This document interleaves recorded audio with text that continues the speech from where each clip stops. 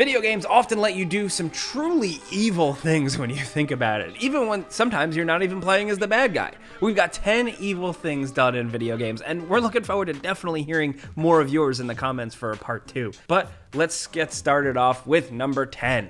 There's a lot of evil stuff you can get away with in Fallout New Vegas, but one of the low-key worst things can be done in the quest One for My Baby. You know, the one where you recruit Boone. In it, he asks if you can find out who is responsible for selling his wife into slavery and then lure them out to a certain spot so that he can kill them. You could do things the right way and actually figure out who's responsible so that Boone gets his revenge, but the quest is considered complete regardless of who Boone ends up killing, and that's where you can do something pretty evil.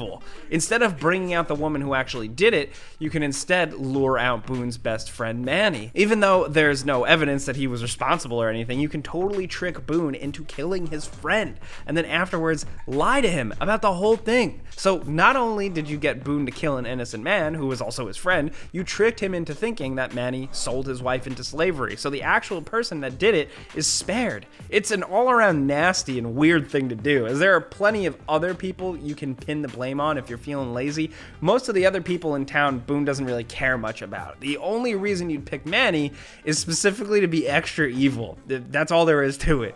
Next, over at number 9, Skyrim, of course, is an unusual game because, well, most of the quests you can do have positive outcomes. Sometimes a quest comes along where you could be a real evil bastard. In The Taste of Death, you start off by assisting a priest by investigating the halls of the dead in Marketh. It's a pretty basic setup until you meet these crazy cultists down there that worship Namira, the Lady of Decay, and who have literally been eating the dead. For most people, the quest stops there and you kill her for being a corpse-eating weirdo, but for some reason, you can instead choose to help her out. If you choose to help her for some reason, then instead of killing her, you can trick the priest from the start of the quest into following you. Then you can bring him into the Shrine of Namira, kill him, and then eat him. Yes, it's another Daedric Prince quest. The most evil stuff you can do in this game seems to come from them, and this one is arguably the worst. Rarely in an RPG do you get the option to not just betray and kill an innocent good guy,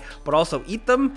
Yikes. Now over at number 8, here's a fairly infamous mission with one of the strangest outcomes in the entire Mass Effect series. In Mass Effect 2, a big part of the game involves completing special loyalty missions for each member of your party. You know, finishing the quest that makes it so that your crew is a lot more likely to survive the big suicide mission at the end of the game.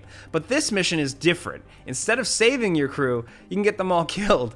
For this mission, you're helping out Samara, who wants to deal with her daughter, who, because of a rare genetic defect, is basically an Asari serial killer. That's a short way of explaining it. The mission itself is pretty basic, and there's not actually any combat in it. If you want to actually do the evil thing, though, then you need really high renegade points before starting it. Otherwise, that ending to the mission is locked out. So after confronting Samara's daughter Marnth, you have to be able to resist her mind control powers. If you've got enough charm or intimidation, you can do it, which will then give you the option of assisting Samara or Marnth during their biotic battle. Why you'd assist the serial killer over her mother, who knows? But you can do it, and if you do, then Samara will die and Marnth will take her place in your party, so she's basically like a secret character. Most of the choices you make in Mass Effect aren't evil, or you're just kind of being a badass or like a rogue, but this decision is straight up very evil and bad. Now over at number 7, speaking of BioWare, they give you some evil options, and a lot of the time, taking them doesn't always work in your favor. And this is one of the more hilarious and lazy examples of that, where you're given a mission to save a town in Dragon Age Origins, and your dude can just shrug his shoulders, say, nah, and just leave. That's pretty much all it really boils down to. After the prologue, the first area the game recommends you go is Redcliffe, a town being attacked by an army of the undead. It's a pretty standard setup, a town under siege that's rallied by a hero who fights off the army of bad guys and saves the day. That's normally what happens and what you probably should do, considering the whole point of the game is that you're trying to gain allies to be able to fight off an army of monsters rampaging through the world. But if you just don't want to bother, then leaving is the easiest option. When you come back to the village later, everyone will be dead and all of your quests will instantly fail, so you can just wallow in your lazy evilness later if you want to. Next, over at number 6, yes, we got another Fallout New Vegas one, but this one is funny enough that it's really worth mentioning. It's just so simple and mean that it's darkly funny. One of the many factions in the game are the Boomers, these heavily armed survivalists holed up in the Nellis Air Force Base. Just getting out to them is tough because they'll fire on anyone that approaches with long-range artillery, but if you do manage to get inside, then you can take this short quest from one of the Boomers called Young Hearts, where a guy named Jack wants you to find a crush of his who lives outside of their compound. There's a whole series of actions you'll have to take if you want to resolve this the right way. You know, you'll need to get permission to get the girl, named Janet, through the Boomers' defenses, or you could just lie to her. The only reason you'd ever do this is just to be evil, though. You can tell her that it's safe to go to the base with a successful speech check. Of course, the second she gets close to the base, she'll get blasted into oblivion by all the artillery. It's just so pointless and a mean thing to do. Like, you just get a girl killed for no reason, just to be a dick. Next, over at number 5, let's talk about Planescape Torment. This is a weird game, and one of the most dickish things you can do is also appropriately weird. I don't want to get into everything going on in Planescape, but the gist of it is that it's a D&D RPG where you can literally go to hell. In this game, called Bator. In this game, you come across this bizarre thing called the Pillar of Skulls. It's basically a thing where people who willingly lied in life are damned to be trapped for eternity. Super metal. One of your party members, Morte, who's literally just a talking skull, actually escaped from this thing originally. The reason you even talk to the Pillar of Skulls is because you need information, but the pillar demands a sacrifice. So do you see where we're going?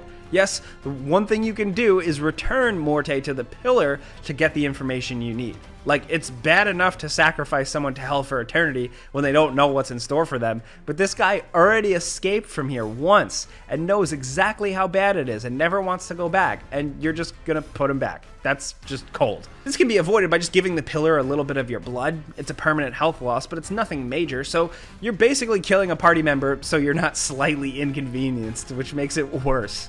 Now, over at number 4, let's talk about Dragon Age 2, another BioWare game and another evil thing you can do to a party member. Anytime you're given the option to betray someone close to you, it's going to be viable for this list. At least with some of the previous options, you get something out of it, you know, information or a new party member, but here, you get a little bit of money and that's it. So Fenris is an escaped slave from Tevinter, and most of his issues seem to stem from that. When you get to Act 3, a new quest opens up called Alone, where he'll ask you to come with him to meet his sister at a tavern. And when you do, you get ambushed by this dude called Denarius, who is the master that Fenris originally escaped from. Of course, the normal way you'd complete this quest is by fighting and killing this dude, but if you want to be a jerk, you can instead just agree to sell Fenris back to his master for just a few pieces of gold. That'll end the quest right there, and Fenris will be permanently removed from your party. Woof. And to add insult to injury, you later get a letter from Denarius thanking you for your help and promises a reward, but you don't actually get anything, so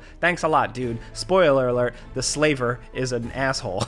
Now down to number 3, Undertale. Comes up a lot when talking about evil stuff you can do in a game because normally it's so wholesome, but if you really want to be bad, then the game really lets you go overboard if you wanna. Probably the biggest turning point in the game is when you fight Papyrus, the goofy skeleton guy who blocks your way in Snowdin. Normally this whole sequence is all in good fun, but if you're attempting the genocide route, then things get dark quickly. Now in this route, in the genocide route, you kill enemies in an area until they stop showing up in random battles. The music changes to be more distorted and creepy, and the character's dialogue will change in response to your murderous ways. So when you finally end up confronting Papyrus, instead of fighting you, he chooses to spare you instead. He literally refuses to fight and gives a speech about how you can become a better person. You could stop things right there if this is all too dark for you and continue the game like normal if you choose not to fight, but if you're set on the genocide path, then you can instead kill him. He doesn't fight back at all. You just win instantly. Yeah, if you want to see the special genocide route ending,